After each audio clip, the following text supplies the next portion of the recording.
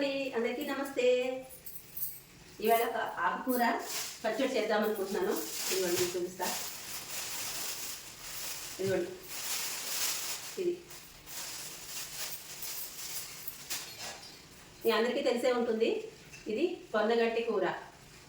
దీంతో నేను పచ్చడి చేద్దాం అనుకుంటున్నాను. నేను చాలా తక్కువ చేస్తానండి ఇది పొన్నగంటి కూర. ఈ పాలకూర, అలాగే చుక్కకూర, గోంగూర, తోటకూర వాడినంత ఇంకా నేను మునగాకు కూడా ఎక్కువ వాడతాను. అంత ఇదిగా ఇదైతే వాడను. షాప్కి వెళ్తే కూరగాయలు ఆమె మా వారికి తీసుకోండి చాలా మంచిది, హెల్త్కి చాలా మంచిది, కంటికి చాలా మంచిది, తీసుకోండి అని చెప్పి ఆమె అనగా మా వారు తెలియకుండా సండే ఇంతలా అడుగుతుంది కదా అని చెప్పి తీసుకొచ్చారనమాట. దీంతో నేను పచ్చడి చేస్తాను. చాలా రుచిగా ఉంటుంది, సూపర్గా ఉంటుంది. దీనివల్ల హెల్త్ బెనిఫిట్స్ చాలా ఉన్నాయండి. బోల్డ్ అని హెల్త్ బెనిఫిట్స్ ఉన్నాయంట ఈ పొన్నగంటి కూరకి. అందుకని మనం ఎందుకు వదలాలి చెప్పండి. చక్కగా అన్ని ఉప్పు కారం అన్నీ వేసుకొని చక్కగా పచ్చడి వేసేసుకుందాము. సూపర్ టేస్టీ పొన్నగంటి కూర పచ్చడి చేసుకుందాము. ఇప్పుడు చూడండి, ఇదంతా ఉంది కదా, లేతదనమాట. బాగానే లేతగా ఉంది ఇది. ఇట్లా తీసేసుకుని మొత్తం అంతా మనం ఒక్కొక్క ఆకు తెంపుకోవాలన్నమాట. ఇలా తెంపేసుకుని శుభ్రంగా కడిగేసుకుని ఒకసారి చిల్లుల బుట్టలో వాడేసుకుని నీళ్ళన్నీ పోయిన తర్వాత అప్పుడు మనం చట్నీ చేసుకుందాము. దీంట్లో పురుగుల మందులు ఏమి ఉండవండి. ఎక్కడ పడితే అక్కడ దొరుకుతుంది అనమాట. రోడ్ల మీద పిచ్చిగడ్డిలాగా మలుస్తుంది ఇది. దీంట్లో పురుగుల మందులు ఏమి వేయరు. ఊరికే దాని అంతా అదే పెరిగిపోతుంది అనమాట. చాలా పెరుగుతుంది.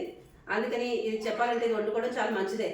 ఎందుకంటే మరి మిగతా కూరలన్నింటిలోనూ పండించే వాటిల్లో దేంట్లోనైనా సరే పురుగుల మందులు అవి కొడతారు కదా. దీంట్లో పెస్టిసైడ్స్ అనేది ఏది ఉండదు అసలు. దీన్ని పట్టించుకోక్కర్లేదు. దాని అంతా అదే మొలిచేస్తుంది అనమాట. అందుకోసమని చాలా హెల్దీ బోల్డ్ అని బెనిఫిట్స్ ఉన్నాయి. మీలో ఎవరికైనా తెలుసుంటే కామెంట్ రూపంలో తెలియజేయండి. పొన్నగంటి కూర వాడేవాళ్ళు ఎవరైనా ఉంటే కనుక కామెంట్ బాక్స్లో కామెంట్ చేయండి. ఓకేనా? చూడండి, ఇదంతా మొత్తం ఇలా తీసుకోవాలన్నమాట.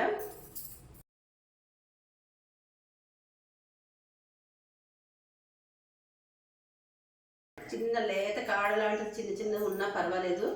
మొత్తం ఇట్లా అయితే తీసేసుకోవాలి. శుభ్రంగా కడిగిన తర్వాత చేసే ముందు మీకు చూపిస్తాను. ఓకేనా? ఇదంతా నేను క్లీన్ చేసేసుకుంటాను. ఓకేనా? ఇదిగోండి, మొత్తం అంతా నేను ఇలాగా తెంపేసుకున్నాను. ఇప్పుడు ఒక చిల్లల బుట్టలో తీసుకుని శుభ్రంగా కడిగేసుకుని పెట్టుకున్నాను అనమాట. చూసారా, ఇలా నొక్కేసుకుంటే నీళ్ళన్నీ వచ్చేస్తాయి.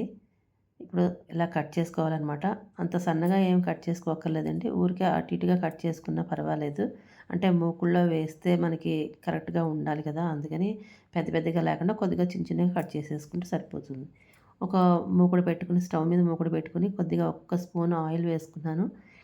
ఇప్పుడు మనం మెంతులు, ఆవాలు వేయించుకోవాలన్నమాట. కొద్దిగా వేగిన తర్వాత మినపప్పు వేసుకోవాలి. మినపప్పు, ఎండుమిరపకాయలు, మీకు కారం తగినట్టుగా ఎండుమిరపకాయలు వేసుకుని వేయించుకోండి. అలాగే ఇవన్నీ వేగిన తర్వాత మిరప గింజలు వేసుకుంటేనండి సూపర్ టేస్టీగా ఉంటుందన్నమాట. చాలా బాగుంటుంది. ఉంటే కనుక అవి వేసుకోండి. అన్నీ వేగిన తర్వాత లాస్ట్లో ఇంగువ, ఒక స్పూన్ ఇంగువ వేసుకుని ఒకసారి కలుపుకొని ఒక ప్లేట్లో తీసేసుకోండి పోపంతాను. ఇదే బాండీలో ఒక్క స్పూను ఆయిల్ వేసుకుని ఇప్పుడు మనం కట్ చేసి పెట్టుకున్న ఈ కూరను వేసేసుకుందాము. ఇదేం కూర? పొన్నగంటి కూర. నేను తక్కువ వాడతాను కదా, పేరు కూడా తక్కువ, తొందరగా గుర్తు రావట్లేదు. చాలా తక్కువ వాడతానండి నేను. ఈసారి నుంచి మరీ ఎక్కువ వాడతానన్నమాట. అంత సూపర్ టేస్టీగా ఉంది పచ్చడి. ఇప్పుడు పొన్నగంటి కూర దాంట్లో వేసేసుకుని కొద్దిగా ఉప్పు, పసుపు, నిమ్మకాయ సైజు అంత చింతపండు, పచ్చిమిరపకాయలు దీంట్లో వేసుకుని ఒకసారి శుభ్రంగా కలిపేసుకోవాలన్నమాట. ఇలా చక్కగా కలిపేసుకుని మూత పెట్టుకుందామండి. మూత పెట్టుకుంటే చక్కగా అలా ఆవిరికి మగ్గిపోతుంది. చూడండి, ఇప్పుడు చాలా మటుకు మగ్గిపోయింది. చింతపండు కూడా చాలా మెత్తగా అయిందనమాట. ఇంకొక 2 నిమిషాలు మగ్గితే సరిపోతుంది. మూత పెట్టక్కర్లేకుండానే మగ్గించుకోవడం సరిపోతుందండి. ఈ లోపల మిక్సీ జార్లో మనం పోపు ఏదైతే వేయించుకున్నామో అది వేసేసుకుని మిక్సీ వేసుకుందాము. నేను ఒక 4 మిరపకాయలు అయితే ఉంచేసుకున్నానండి. కారం ఎక్కువైపోతుందేమో అని చెప్పి డౌట్ వచ్చిందనమాట. అందుకని మిరపకాయలు ఉంచుకున్నాను. తక్కువైతే కలుపుకుంటాను. దీంట్లో పచ్చిమిరపకాయలు కూడా వేశాను కదా, సరిపోతుంది అనుకుంటున్నాను. ఇప్పుడు ఇది స్టవ్ ఆఫ్ చేసుకుందాము. ఇది బాగా చల్లారిన తర్వాత ఈ దీంట్లో వేసేసుకుందామండి. మిక్సీ జార్లో వేసేసుకుని మెత్తగా నలిగే వరకు పచ్చడి చేసేసుకుందామండి. తొందరగా నలగదు అనమాట. కొంచెం అటు ఇటు తిప్పుకోండి. వెనక్కి ముందుకి తిప్పితే కొంచెం మెత్తగా నలిగిపోతుంది. నీళ్ళైతే పోయకండి.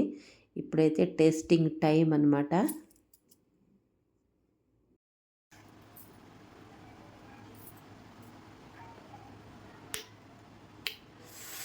చాలా బాగుంది ఫ్రెండ్స్, నిజం చెప్తున్నాను. సూపర్గా ఉందన్నమాట. అబ్బబ్బబ్బా ఏమి రుచి!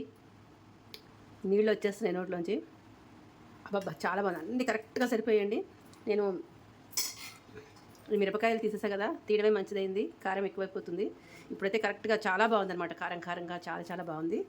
ఇది నేను ఒక బౌల్లోకి తీసుకుంటాను.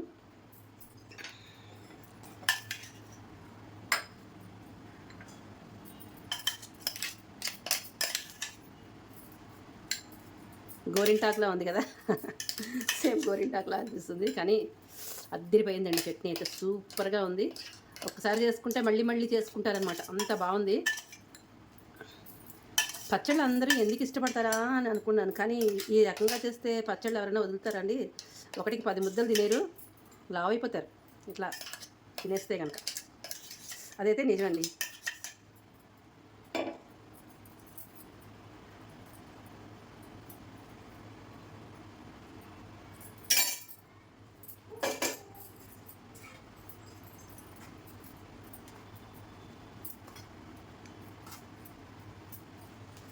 ఆ ఎంగో వేసాను చూసారా, అసలు ఎంత బాగుంది అంటే అసలు అబ్బబ్బబ్బబ్బబ్బా ఏమన్నా ఉందా టేస్ట్ అనిపిస్తుంది. సూపర్ చూసారా ఎంత బాగుందో, అసలు అద్దిరిపోయింది అసలు.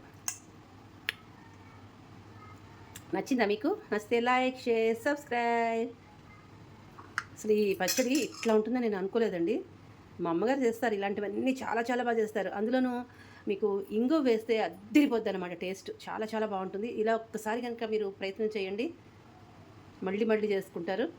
ఓకేనా? బాయ్. Thank you friends.